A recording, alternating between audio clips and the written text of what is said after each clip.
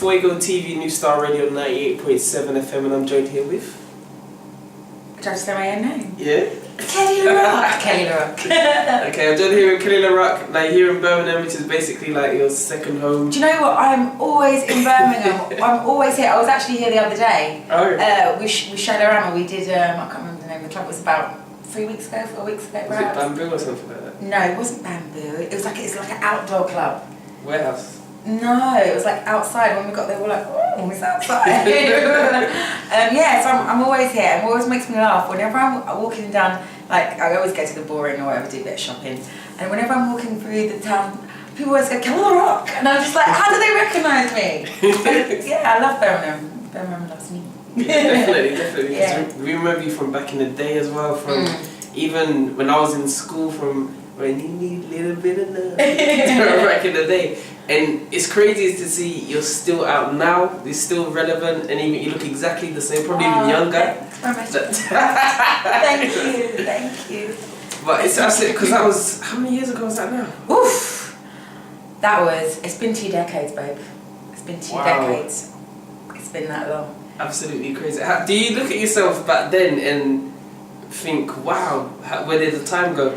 It just goes like that. It just goes by in a flash. And whenever I'm like describing things, I always say to people, I don't know, was it last year or the year before? Because I can't keep up with the aspect of time because it's just flying by, you know. So yeah, I mean, yeah. I'm just grateful that I'm still here, still doing my thing. I mean, obviously I thought I'd be like Beyonce by now, but, you know. But I'm still grateful, you know, that I get to do a job that is a hobby. I love it. It's my love. And some people have to get up at 5 o'clock in the morning and go to a 9-to-5 job that they don't love. So I'm really blessed and really grateful, and I'm always thankful for that, you know. Definitely. Now, how have you managed to stay in the spotlight for that long? Because there's loads of artists between that time. Always down in the spotlight, but I do my thing. I mean, I think I'm really lucky in the sense that, you know, I have a song which is a garage anthem, and it's just a love. And garage, you know, for a time it was quite mainstream, quite forefront. And now it's gone back to underground, which it was initially anyway. But it's always happening, so I'm always getting work. You know, most weekends I'll be singing my love somewhere. So I'm really lucky for that. And I think as well, you know, I just tend to work with people that I enjoy their energy and I enjoy what they're doing. I'm not really about working with people because I think they're going to accelerate my career or benefit me in some way. It's more about the love of music. And I mean, obviously I'm back on tour with the Jacks. And I just went in and I was in the studio with them working on the new album. We did like so many tracks, and one, you know, is hopefully, I'll say hopefully, it's going to be on the new album. But they asked me to come on tour with them and perform it, so that's what I'm doing. But yeah, it's just a blessing, and obviously to be surrounded by so many other amazing singers like Vula and Charlene, and Shaka's on this tour as well, and we're like a family, like everybody gets on, like it's so cool. Obviously we all kind of know each other anyway, but we all get on. Like there's no drama, there's no beef, there's no divaism, everyone just gets on, just loves each other, and it's really beautiful. Because as a solo artist you're always alone, you know, so it's really nice. Now, are there any like crazy stories, any tour stories that you can share? Any good tour stories?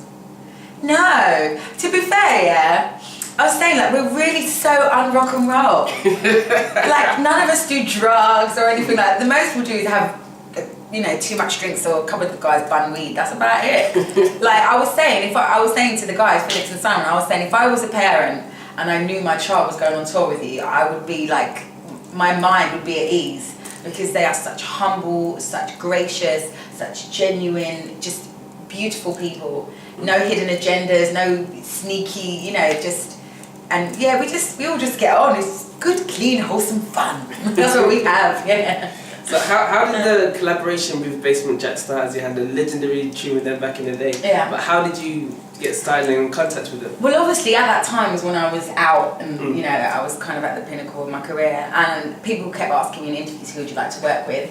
And I just kept putting that name out there, like Basement Jaxx, I love what they're doing, Basement Jaxx. And then I got a call one day. Okay. Yeah, and I went in, and the funny thing is, I mean, I thought that's how they worked all the time, but it was the fastest recording, like studio recording ever done in my life for Romeo. I probably was in there 35 minutes. Great. It was like, yeah, because Felix had already written the song. He was like, okay, here's a song, sung it to me, I learned it. He was like, right, now go in and sing it. Sung it a few times, and he was like, now shout it. Now scream it, now whisper it, now do your own takes on it. Alright, that's excellent. And that was it, it was done. That's crazy, that's crazy. And when you started as a predominantly R&B type artist from how I remember you. And back in the day, you didn't really see young female black British R&B singers that were out there. We never had things like Twitter, all of the social networks. There wasn't iTunes, people weren't downloading legally. But now they have all of those utilities. Do you feel it's easier for acts now than it was back in the day? I definitely do. I think there's so many more, mediums that they can kind of promote themselves and get themselves out there.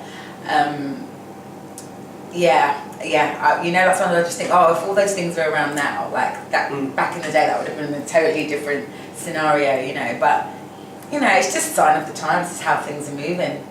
And I remember I was actually having this conversation with Charlie today, and I remember like being at home when I was young, and then the phone would ring and it'd be my mum's friend and she'd be like, there's a black person on TV, and then we'd all watch it. Like, it could be the most driest, rubbishest television show, but just because there was a black person on TV, we would have to watch it. And we've come a long way since then, it's amazing. Definitely. Okay, well that has been Kele Le Roc. Thank you. This is Smooth Fuego TV. I'm going to ask you one last question as we are a community station. Yes. You have a lot of up and coming singers, songwriters, rappers. Yeah. What advice could you give them based on your own experiences? I know it sounds really cliche, but practice makes perfect. Just keep practicing, just keep honing your craft. I mean, even with me, I've been singing for years, and if I have a period where I don't sing for a while, my voice isn't as on point. Do you know what I mean? So you just keep practicing, and if you have faith and you believe in yourself, don't let anybody tell you different. You watch all them programs about all them famous bands, and they were rejected and dejected so many times. So many people told them they were rubbish, they were never going to go nowhere, or that song was awful, and they made it. So just, if you believe in yourself, just follow your dream. Even if you're rubbish, just follow your dream. Do you know what I'm saying? There are people that have minuscule talent, and they are big, they're big movie stars, they're big singers, whatever. Just follow your dreams, man. Life is too short. Follow your dreams. We won't name no names in case Kele gets in trouble. No, I don't know any names, but we all say it, we all see it, It's true. But they still make it, and the difference between them is the talent is a real small portion. It's the self-belief and the perseverance and the tenacity. So just go for your dreams, man. Because do you feel like nowadays it's less about your talent and more about the team behind you and how you're marketed? I think a lot of it is your marketing. A lot of it is that, and how well you're, like you said, how well you're promoted, the team behind you. I mean, some people are lucky and they get a break on something like YouTube or whatever, things like that. And a lot of stuff goes viral as well, and that's how people get infamous through those mediums. But yeah, I mean, it's a real small portion, unfortunately. And as music has become a business as opposed to a craft, anyone can do it. There's auto-tune, there's Melodyne, you know what I'm saying? So yeah, that is, unfortunately, it's a dying art, So just go for your dreams though. I'm not going to keep you any longer because I know Thank you you. need to prepare. Now, would you like to tell the Smooth Fuego TV watchers, New Star Radio 98.7 FM listeners, where they can keep up to date with you? As we mentioned, social networks, your Twitter, Facebook, iTunes, Instagram, everything. Oh, well, I still actually have a MySpace. Wow. Which is Kele Le Roc Music. I do go on there from time to time. I also have an Instagram.